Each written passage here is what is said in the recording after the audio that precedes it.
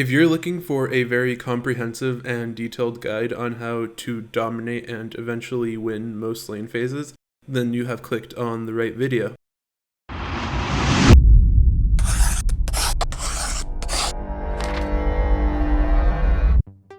What's up guys, Bodytags back again with another video. And today is Thanksgiving Day. If you're having a great Thanksgiving Day so far, enjoying the food and spending time with your family, make sure to drop a like on the video. And as I'm sure you guys saw from that little intro, today's video is going to be covering everything having to do with lane phase. So we're going to go over 3 major categories. Number 1, movement. Number 2, trading. And number 3, mind games. Once you master these 3 aspects of laning phase, your game will improve to the next level and you'll be able to crush lane phase very easily. And as I'm sure that most of you guys know, once you crush your lane phase, you get a lead, and you get to transfer that lead into eventually winning the game. So the lane phase is the first building block in League of Legends, and it is super important that you use all the tools available to you to do well. So let's go over one of the most simple but yet overlooked aspects of the laning phase, and that is movement. A lot of times when you're moving your character, you don't even think about the clicks that you're issuing because it's just something that happens subconsciously. Well, as you can see in this clip, in certain situations, you absolutely have to think about the clicks that you're issuing. And those situations mainly have to do with DI or direct input. So as you can see in the video, when I issue clicks that are far away from my character model, he is quite slow with turning, and it overall just takes me a longer time to move my mouse across the screen. Now in the second example, I restrict myself to a small circle around my character model.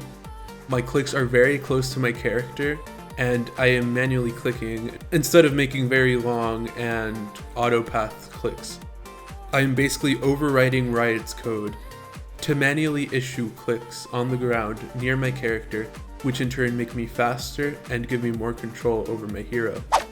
If you're not using direct input to move in lane, that is a big flaw in your gameplay. If you still don't get direct input from that brief overview, I'm going to throw an annotation to my more in-depth video on direct input. So my next tip for movement in lane is to understand the matchup that you're in and how to use the wave to your advantage. So as we can see in this example, whenever you're facing something like an Ahri with a linear skill shot, you want to stand in the wave and use the minions to your advantage. A very important and undervalued skill is just looking at the champion matchup and just thinking about how the lane is going to play out, and think about every small trick that you can use to your advantage. Another one of those cute little small tricks that you can use to your advantage is to make sure to stand next to your dying minions.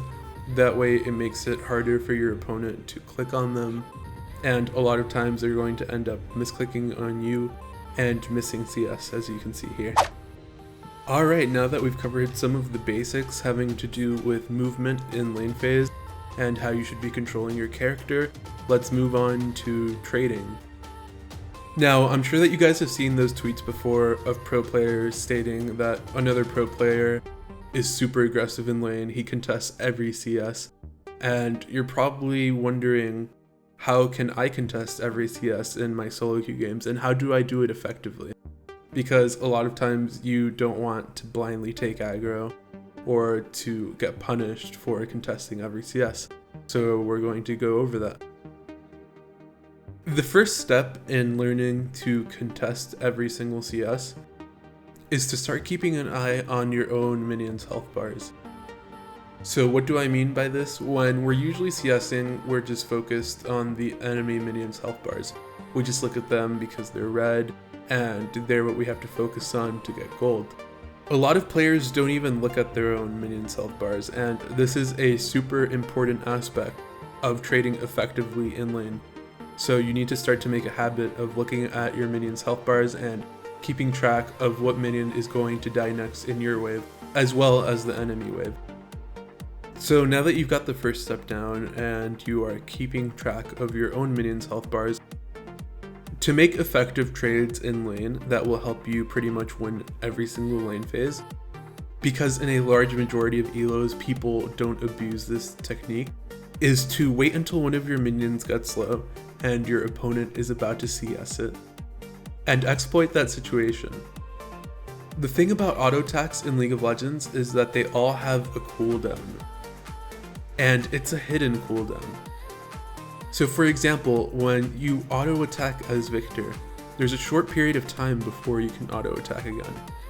The idea behind effective trading is to wait until your opponent puts themselves in an unfavorable position by using their auto attack on CS, and then taking advantage and making an effective trade while they can't retaliate. As you can see in this clip, as soon as Ezreal goes in for the CS, I make sure to punish him while his auto attack is already on cooldown so he cannot retaliate. And I was recently coaching someone on stream. By the way guys, let me know if you would like to see some of my coaching videos, as those are also pretty informative and I think it would help out a lot of people on the channel. And when I was telling him about this technique, about how to trade effectively, he asked me, how do I avoid the minion aggro and still take favorable trades? So we're going to look step by step how to execute this technique while taking minimal damage from minion aggro. Okay, so the best way to minimize the damage that you're going to take from minions is to be very methodical about your approach. So step 1, we look at our minions' health bars and we wait until one of them gets low. Step 2, when the enemy uses their auto attack cooldown on our low minion, we walk up and we auto them or drop an ability on them. Now at this point, as soon as your auto attack or ability applies off your character, you instantly start DIing backwards. That means you don't wait for the full animation. Just as soon as you see the projectile leave your character, you start issuing movement command, movement command, movement command, to minimize minion aggro and, more importantly, to minimize any chance that the enemy has. If you're already moving while the enemy is waiting on their auto attack cooldown to trade back, it gives your opponent no counterplay. So just remember these steps as I've listed them out in this video, because this technique is super crucial to the laning phase and will help you stomp any lane in the wide majority of elos. Most people don't use this technique, and if you truly start to punish people with it, you're going to squeeze out some very free laning phase wins.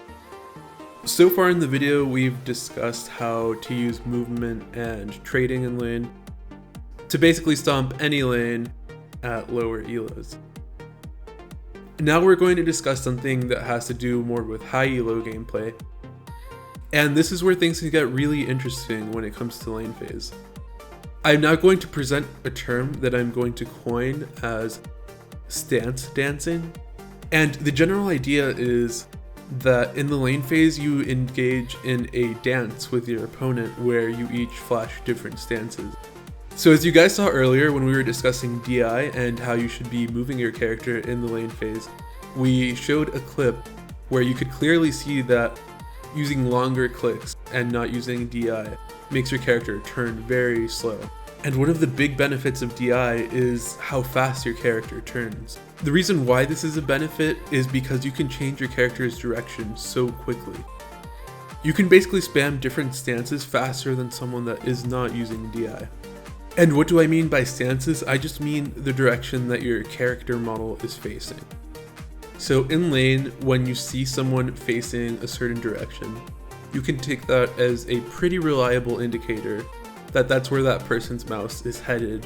If you implement DI into your game, you basically get the ability to dance with your stances. You can throw out a lot more different stances in lane than someone who is not using DI, and you can use these to your benefit. So let's go over some examples of how you can use stance dancing to your benefit and how you can use it to mind game your opponent. In this clip, I DI towards a minion that's about to die. And basically I am displaying an aggressive stance to my opponent. From his perspective, it looks like I am clicking on the minion and I am about to CS it. And if he watched this video perhaps, he knows that he should take advantage and use the trading technique I talked about earlier, punish me for this. Now, the mind game comes in that as soon as I see that my enemy is using a counterattack, I immediately start DIing backward. I cancel my initial movement path, and now we're in a situation in which the enemy compromises his position because he walks forward. And ideally this would be with the minion wave like you can see in this clip. So we're basically baiting the enemy to overreach with the hopes that our auto attack is going to be on cooldown and that they'll get an effective trade. When in reality, we are just showing them what they want to see. We are showing them that stance of our character that they immediately register in their head as a clue that we're about to CS that minion. So as you guys can see with stance dancing and DI, the mind games can get very real. Anyways guys, that's it for today's video. I really hope that you guys enjoyed it. I put a ton of work into this video.